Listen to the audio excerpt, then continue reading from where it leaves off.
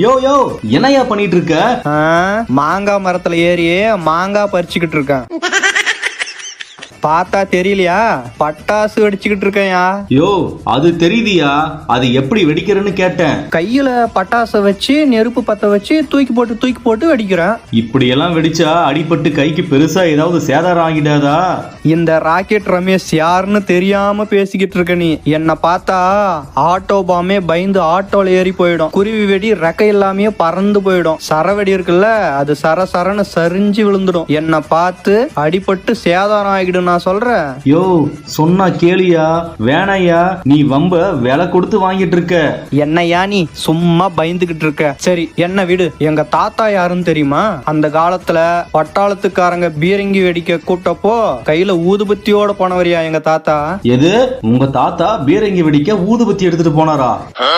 என்னையா சம்பந்தம் இல்லாம கம்பி சுத்துற கதையெல்லாம் பேசிட்டு இருக்க? சொன்னா கேளியா, கீழே வச்சு வெடியா. அட போயா.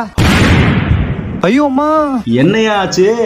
என்னையா அங்க சத்தம்? பட்டாசு கையிலேயே வெடிச்சிருச்சியா, ரத்தம் வேற வருது. பட்டாசு கையில வச்சு வெடிச்சா ரத்தம் வராம ரசகுல்லாவா வரும்?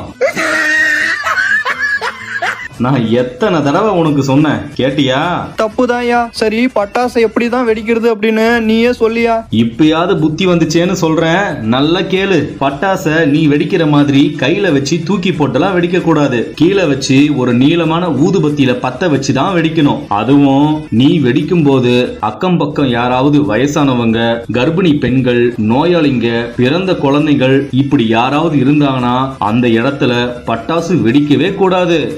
சரிப்பா, அந்த மாதிரி ஆட்கள் எங்க பக்கத்து வீட்லயும் இருக்காங்க. நானும் கொஞ்சம் தூரமா எடுத்துட்டு போய் வெடிக்கிறேன். தூரமா எடுத்துட்டு போய் வழக்கம் போல கையில புடிச்சு வெடிச்சிடாத, அப்புறம் இன்னொரு கையும் சேதம் ஆயிட போகுது, புரியுதா? ஐயோ, அந்த தப்ப மட்டும் நான் இனிமே பண்ணவே மாட்டேன்பா. சொன்னா யாரு கேக்குறீங்க தம்பி? பட்டாதான் புத்தி வருது போல. அதே மாதிரி கம்பி மத்தப்ப கொளுத்தி முடிச்சதும் ஒரு பாத்திரத்துல தண்ணி வச்சு அதுல அணைச்சிட்டு தான் கீழே போடணும். அப்படியே போட்டுட்டா யாராவது மிதிச்சு பெருசா காயம் போட்டுடும். இப்படி சின்ன சின்ன விஷயங்களை நம்ம கடைபிடிச்சாலே இந்த தீபாவளிய நம்ம ரொம்ப சிறப்பா கொண்டாடலாம். சரியா? சரிப்பா. ஆமா, கேட்கணும்னு நினைச்சேன், உன்னோட உண்மையான பேரு ராக்கெட் ரமேஷ் தானே?